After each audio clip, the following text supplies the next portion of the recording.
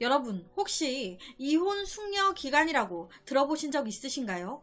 이혼 숙려 기간. 이혼에 부부가 합의했더라도 둘 사이에 양육할 자녀가 있다면 3개월, 양육할 자녀가 없다면 1개월이 지난 뒤에 가정법원에서 이혼 의사를 확인해야만 이혼이 가능케 한 우리 민법상의 제도입니다. 즉, 다시 한번 이혼에 대해 생각해봐라. 생각할 시간을 준다는 거겠죠? 오늘 사건은 이 이혼 숙려 기간에 벌어진 한 끔찍한 사건인데요. 2018년 7월 강원도 춘천시에서 이혼 숙려 기간 중에 남편이 아내를 살해하는 사건이 발생했습니다. 당시 이 부부는 지역에서 조그만 숙박업소를 이용하고 있었는데 두 사람은 서로 이혼하기로 해서 이혼 숙려 기간 중이었어요. 보통 이 숙려 기간 중에는 같이 안 산대요.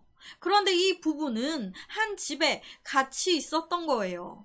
그 이유가 2014년경에 교통사고를 당해 혼수 상태에 빠져 있는 아들 때문에 같이 있었다고 합니다.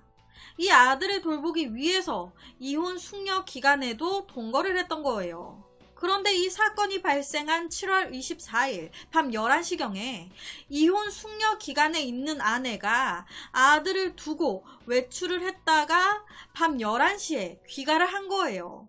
그것 때문에 당연히 홀로 아들을 간병했던 남편, 화가 났던 겁니다. 당연히 집으로 돌아온 아내를 보고 남편 입에서 좋은 말이 나갔을 리 없고 그러면서 두 사람 사이에 말다툼이 시작된 거예요.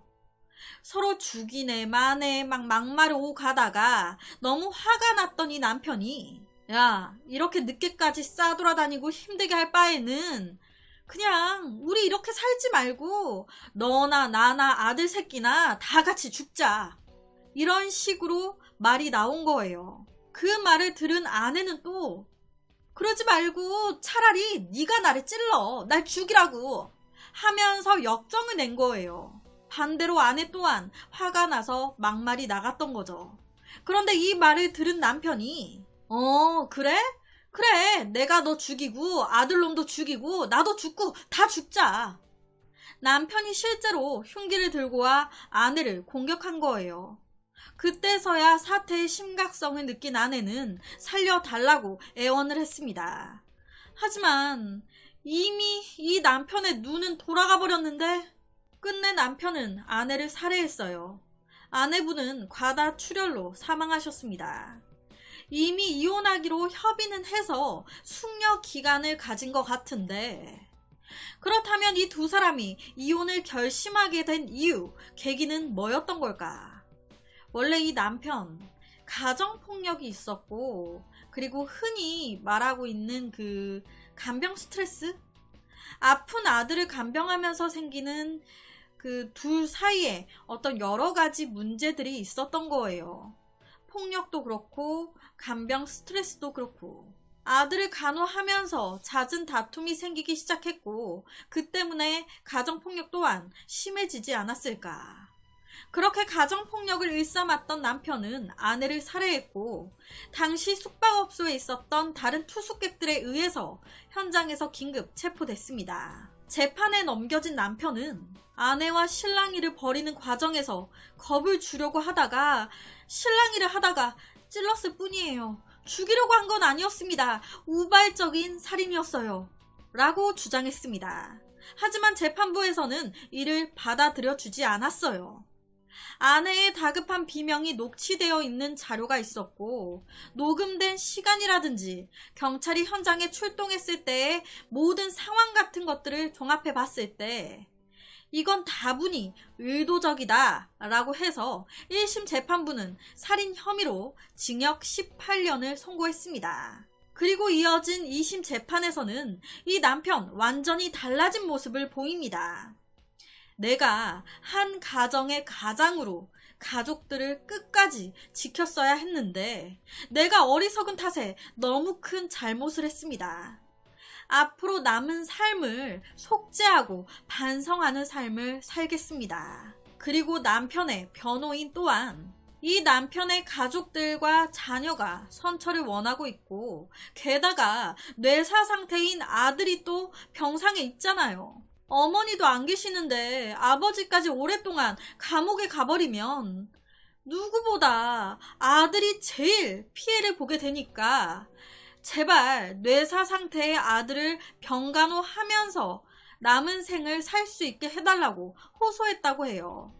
그래서 2심에서는 징역 18년에서 12년으로 줄었습니다. 6년 감형된 거죠. 그 이유가 첫 번째, 이 남편이 아들 병간호를 하면서 정신적으로 피폐한 상태였다라는 거. 그리고 두 번째가 자녀들이 선처를 호소하고 있다는 것. 그리고 세 번째는 우발적인 범행이라는 건 분명했거든요. 남편과 아내가 말싸움 할 때 남편이 그냥 우리 이렇게 살 바에 죽자. 그냥 연탄불이나 피워놓고 셋 다 죽어버리자 한 거예요. 그러니까 이때 아내가 뭔 연탄불을 피워놓고 죽어? 날 먼저 칼로 찔러 죽이라고 라고 얘기한 거예요. 그러니까 이 대화가요, 진지하게 나눈 그런 대화가 아닌 둘 다 말다툼을 하다가 막말로 오고 간 거예요. 이 말을 들은 남편이 더 열받아서 그래? 알겠어 하면서 흉기로 찔러 죽인 거거든요. 우발적인 살인. 여튼 이런 것들이 모두 참고돼서 6년이 감형된 거라고 하더라고요. 대략 비율적으로 우리나라에서 일어난 전체 살인사건 5건 가운데 한 건은 남편이 아내를 살해한 사건이라고 합니다.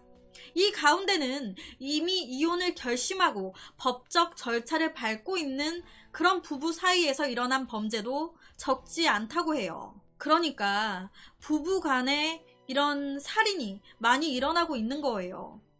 앞서 제가 다뤘던 사건들 중에 제가 부모, 자식 간의 촌수는 1촌, 형제 간의 촌수는 2촌, 부부는 0촌이라는 얘기를 한 적이 있습니다.